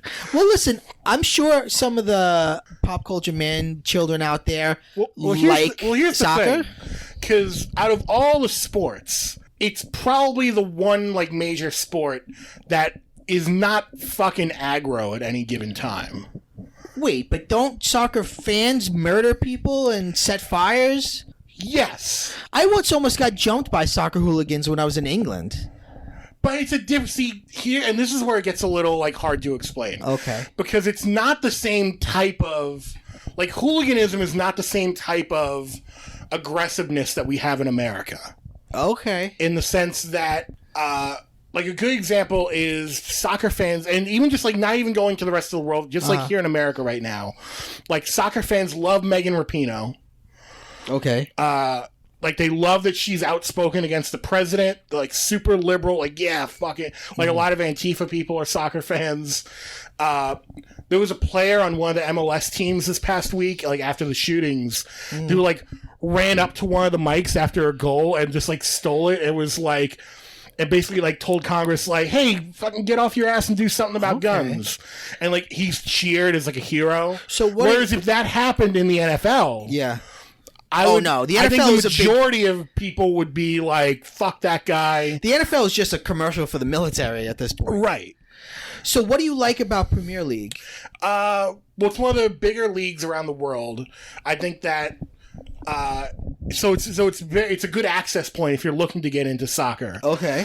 I like that there's promotion and relegation because there's actual stakes, as opposed to even MLS in America is one of the few soccer leagues that does not do promotion or relegation. What does that mean? Promotion and relegation is basically like the Premier League in England is the top like 22 teams. Okay. And they play their own, like, they play in the Premier League. Like, and, you know, if you have the most points at the end of the season, you get the trophy. Okay. Like, no playoffs, no nothing, just like the best team that season is the best team that season. Okay. If you're in the bottom three in the Premier League, you get relegated to, like, the secondary league. And same thing, like, it keeps going down. And there's, like, I think 6 6 major leagues or something. So it goes all the way like down to like league. There's Premier League, then there's Championship League, then League 1 and League 2, and then from there it goes to like all these local leagues and shit. Okay. But basically, like, there's stakes. Like, if you come in at the bottom of your league, you get relegated to the league below it the next season. And outside the Premier League, if you're in the top 3, you get promoted to the next tier. And with that comes, you know, more money coming in for your team and your town. So you feel like it's democratic? It's more democratic. There's a different kind of passion behind it than in America. Because in America, it's a lot of like, oh, I'm a Yankees fan, fuck you. Right. Whereas there's still a lot of, like, it's very personal to some people in England, but it's very personal for much more, like, ingrown reasons, because with a lot of these smaller teams especially, like if a smaller team gets promoted, that small team could be from a small town, and now they're getting more eyes on them, they're getting more money coming into that town. Okay, that's like cool. The whole town like thrives. Oh, that's cool. Like it actually makes a big difference. How long does the season last? It's from late August until around like early May. Okay, so wow, so almost the whole year. Yeah, so it's pretty long. Who do you have a favorite team in the league? I've been following Norwich City, who are the Canaries. Okay. And they just got promoted to the Premier League. Where can we access this stuff? Where can we watch it? You can watch it right in America. It's on the NBC networks. So it's on. Okay. So games are on the weekends on like NBC, NBC Sports. Okay. And they have what I have is I have a package called NBC Gold. All right. We don't have to brag. Well, no. It used to really suck. This is the first year that it's actually going to be good. Oh, okay. Like in past years, it was like $50 for this season, and you get like some games would be exclusive to NBC Gold, and then you get like all the programming around it.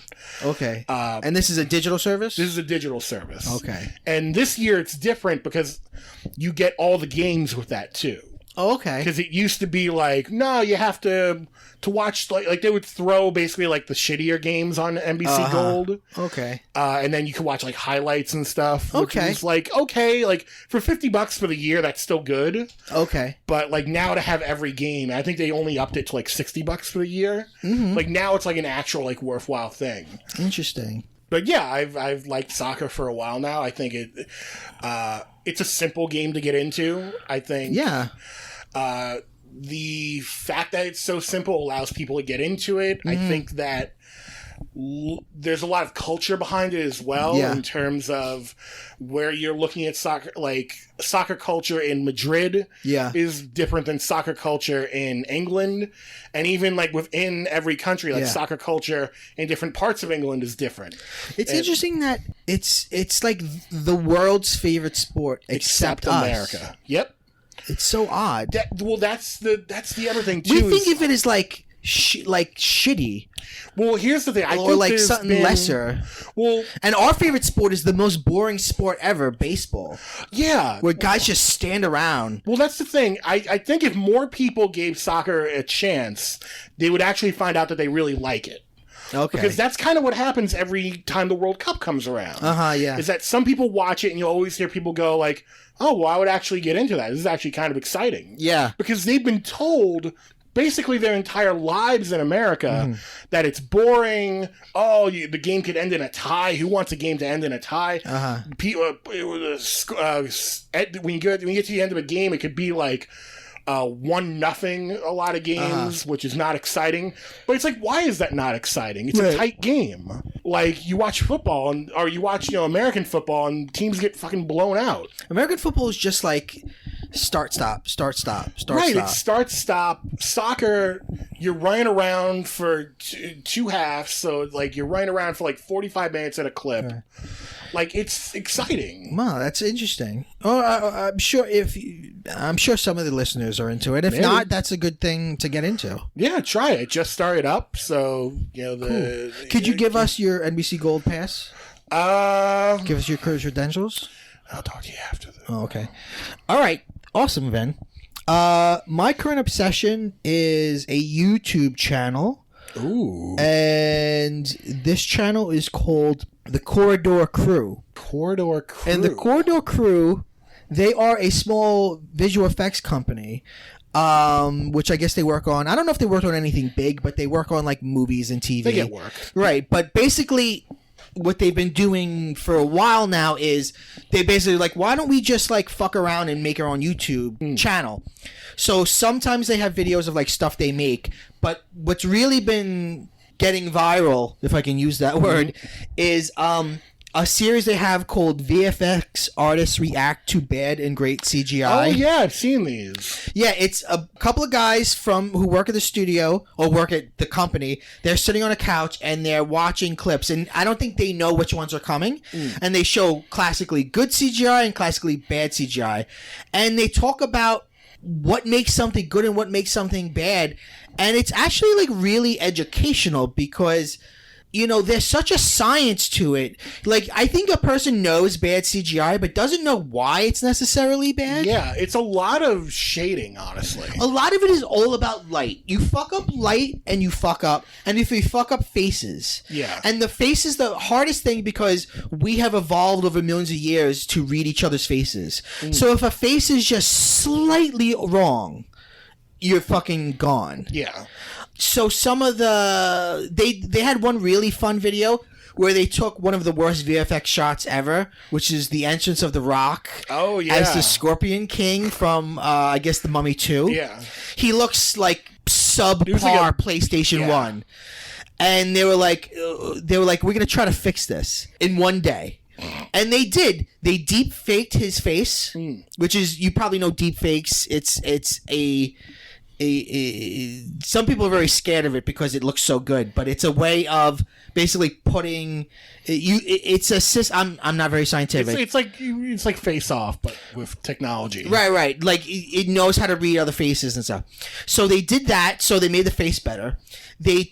There's some bullshit lighting. They fixed the lighting. They actually shook the image so it looks like there's an actual camera there that's shaking, which makes the whole shot better. And they kind of like made it much better in one day. Well, that's like, and these guys didn't do this because this was a couple of years ago, but it's like how there was some video that went around a couple of years ago of the Zack Snyder Superman movie, Man of Steel, but with an actual like rich color palette. Right.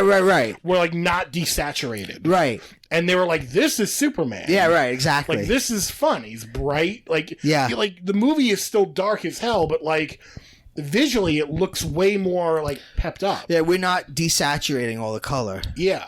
What I like about these guys are, you know, they talk about bad CGI, but they also like, they're not haters at all. They're really like my kind of like guys, because they are not they're not shitting on people. Like, a lot of the bad CGI is older CGI or CGI where, like, you know, they did the best they could. Right. Even now, studios don't understand it, so they'll just say, "Give it to us in a week," and the guys are like, what you're asking is kind of impossible," or like, "We need more money if you want us to do what you want," and they're like, "Well, whatever, we don't understand." So they kind of never blame the artists. Yeah. And they also spend a lot of time like giving respect to like good stuff. They you know, at one point they were talking about the original Jurassic Park, which a lot of people say is great early CGI, and they go, "Look, it's great CGI, and one of the reasons is it's dark, it's raining, it's just simple like 1-point lighting. There's lights on one side of the T-Rex." They knew it's not great CGI, but it's great filmmaking, and that they were smart enough to know the limitations of it. Yeah.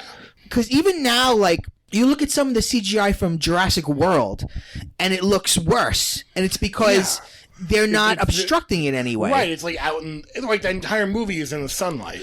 Also, a lot of people don't realize this. They built the T-Rex head. So, like, when the T-Rex is coming through the top of the car biting at the kids, that's an actual puppet. Yeah, so like scare the shit out of right. me. So it's not all CG. It's enough CG. Yeah.